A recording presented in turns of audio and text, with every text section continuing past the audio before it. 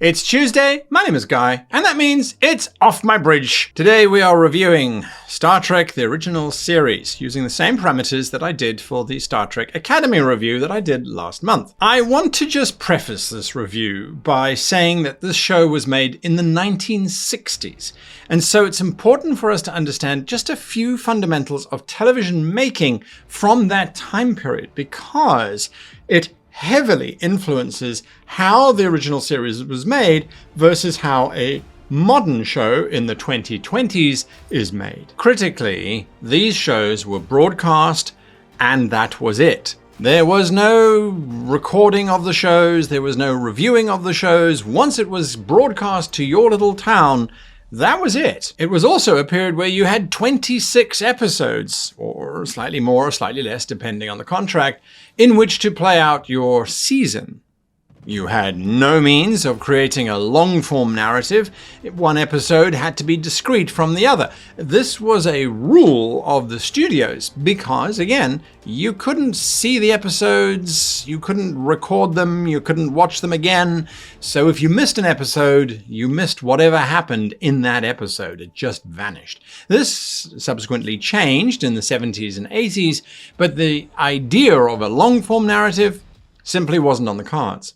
So every episode had to be self-contained, and although slowly you started to build up a bigger picture, it wasn't necessary. The idea of having a fan base scrutinizing every detail and every piece of lore also wasn't a thing. It just didn't exist, and there was no real way for the fans to communicate with one another. They could send letters, and they could send out newsletters and things, which certainly started to happen as a result of shows like Star Trek, but it wasn't the norm. It wasn't as if you could just jump onto a social media platform and scream about the color of the pants that the Klingon was wearing, or whatever gets you flustered. That was also something that you didn't have to really worry about, was consistency.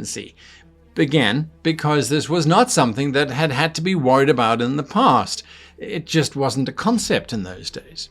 So when we look at Star Trek the Original Series with those kind of parameters, we start to realize that this was a show that was setting the framework for the entire Star Trek franchise and not setting the groundwork. And what I mean by that is that the framework was the idea of Star Trek, not the rules, the principles, and the lore of Star Trek. Because the original series oftentimes contradicted itself, ignored itself, or just straight up the writers didn't know that had happened in season 1, and so they just didn't mention it at all.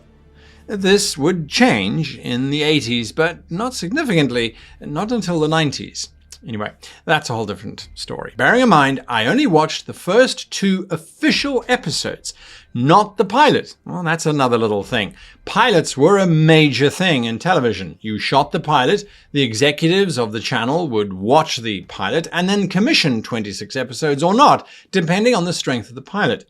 The pilot was shown during pilot season, which was a special period, generally speaking, in between July and October of each year, where lots of pilots were shown, and the audience would basically vote for the shows that they wanted to watch the most by watching the pilots. Those pilots were oftentimes changed significantly from pilot broadcast to the actual first episode, as was the case of Star Trek the Original Series. Captain Pike was removed and replaced with Captain Kirk, for example. So the 2 episodes that I watched was the episode titled The Man Trap and Charlie X. First up, setting. Is this setting quintessentially what we expect from Star Trek? Well, in 1966, we had nothing to compare it to. We didn't know what to expect from Star Trek. So how can we say is this quintessential Star Trek? Well, it definitely laid the groundwork for quintessential Star Trek. We had the bridge, we had corridors, we had rooms, and then we had alien planets, which definitely didn't look like anything from this world. So it definitely created the groundwork for what Star Trek was. And I think that it did it in a very creative way and in a very 1960s kind of way. When you compare it to other shows of the time, which we have to, you see things like Lost in Space, where a lot of it is that shiny silver, shiny chrome, and big flashing buttons. Again, remember, the detailing on the backgrounds and things had to be bold and dramatic in order to stand out on the old-fashioned television screens. Otherwise, it would all just become lost in the low-resolution transmission technology. So buttons were made big and bold, especially if they were the ones that had to be pressed. So oftentimes when you look at the original series bridge, you go, but those are just gold and yellow and green and blue blobs. They really don't look like buttons at all, and they don't have any labeling on them. There's no detailing. There's no acoudigrams going on. This is very, very simple stuff. Why? Well, because they simply didn't need to do it, because you weren't going to actually see it on screen. You'd see a hazy yellow, green, red dashboard of stuff, but it wasn't ever going to be close enough for you to actually see the detailing on it. So they just simply didn't do it. They didn't spend the money on it because no one thought it was worth the spend. From a settings perspective, on a scale of 1 through 5, do we think that this is quintessential Star Trek? Well, we have to. We have to say that it gets a score of 5, as it literally set the entire setting expectation for us. The story. What is hinted at, and do we care? This is difficult because we're not dealing with a single narrative that runs over 10 episodes. We are dealing with a single narrative within each episode. However, the choice of episodes that follow on from one another is critical, and I think this is where Star Trek was at its weakest. Look at the first 2 episodes, The Man Trap and Charlie X.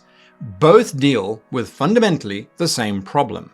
The crew of the Enterprise are surprised by an alien which masquerades as a human until eventually there is an insurmountable amount of evidence that indicates that they are hostile aliens and must be removed from the ship. The narrative, the story, is pretty much the same for both episodes. And so you could argue that, well, if this is just what it's going to be about, the crew being fooled by aliens proposing to be humans, that's not particularly interesting. The solutions are plodding in terms of how we get there. That's a time frame issue in terms of how narratives were constructed in the 1960s and the pacing of editing and so on and so forth. So we can't criticize it there. But from a difference of worlds, a difference of stories and opportunities, I have to say, I think the original series' first 2 episodes were particularly samey, and one was interesting, the other was just a carbon copy. That means that Star Trek, the original series, gets a 2 on the story perspective. Next up are the characters. Now, once again, historical imperative requires us to be aware that character growth and character development was limited in these original shows. Star Trek, the original series, was struggling to find its core cast. We saw that happen in the pilot where things changed around, and so we are presented with the following as our main cast. We have Kirk, who is emotionally complicated. He is brave, he is strong, he's also impatient, he's definitely loyal to his crew, certainly says what's on his mind, but can also see the humanity in others and has a certain human side to him himself. There's definitely a caring, fatherly-like approach that he adopts to dealing with his crew. His first officer, number 1, whatever you want to call him, is Spock, the logical, emotions get in the way kind of Vulcan. And I believe that he is presented very clearly and very well in those first 2 episodes, giving us deep insight and understanding into the kind of Vulcan psyche. This was required because Vulcans were a new species, a new alien. This was important for us to learn. We then have Dr. McCoy, and the 3 form a wonderful duo. McCoy admits multiple times that he's fallible, he's only human, but he is the conscience of the group.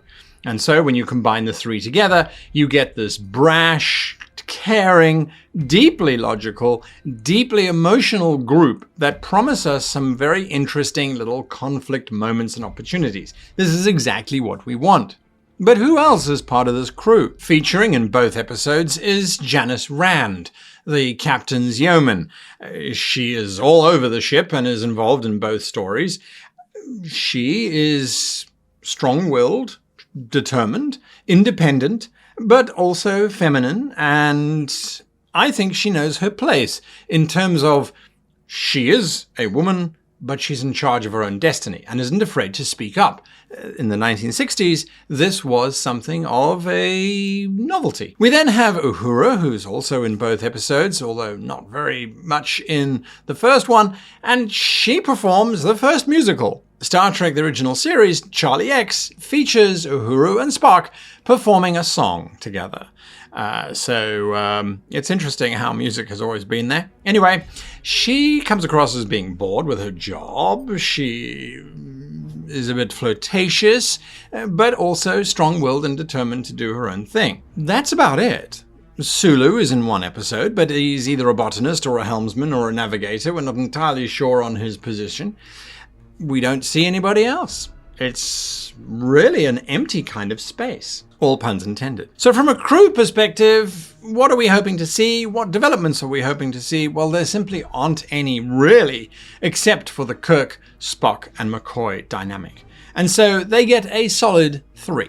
Execution of the episode, audio, visual, all of that kind of stuff. It's difficult to find the original series as it was originally aired. They did a big remaster where they added in music and then they brought in all kinds of CGI effects that were supposed to look as if they were appropriate to the 60s, but certainly did not do that at all.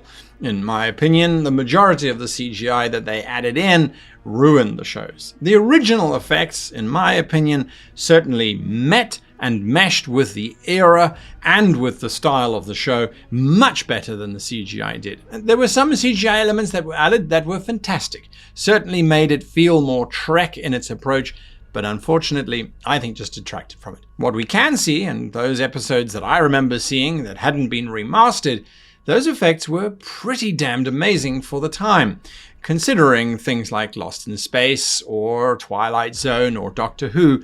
The effects, I thought, held up really well. The effects showed us what we needed to see in a very clear way and did very little else. And to a modern viewer, you kind of go, oh, I can see that was a freeze frame and then a matte painting and it was a this and it was a that. Again, we're not watching it on a small little television on a grainy picture. Something to bear in mind. So I'm going to instead give it a solid 4. For the time in which it was made. The final category, must watch. How important is it for us to watch the original series to get a concept and an understanding of Star Trek? It becomes difficult. Your gut reaction is to say, well, this is what started it all. This is what everyone should be watching. But there's lots of confusing stuff in there. There's terminology that's no longer used. They switch names around in terms of different devices, and there isn't that consistency that we like. So watching it from a building your knowledge of Star Trek, it's not a really good place to start, because the knowledge that you are building by watching the original series is mostly redone in the 1980s with The Next Generation. So is it a must-watch? I don't think it is a must-watch. I think it's a nostalgic watch. I think it's a historical watch. I think it's an inspirational watch from learning how to construct solid stories and things, but I don't think it's a must-watch. I think it scores a respectable but modest 3. That means our total score for the original series is a 17. However, I am logically going to grade it an additional 4 points for being the original series that kickstarted it all and that led us into Star Trek. So that brings its score up to a 21. This show, I think, has more going for it and more to do with the core ideals of Star Trek than Star Trek Academy. If you want me to do more of these reviews, if you agree with me or you disagree with me, this all must go into the comments. so that I can see it and I can read it and I can understand where your mindset is, because I like doing these reviews. I think it's quite useful. I am desperately trying to avoid bias, though.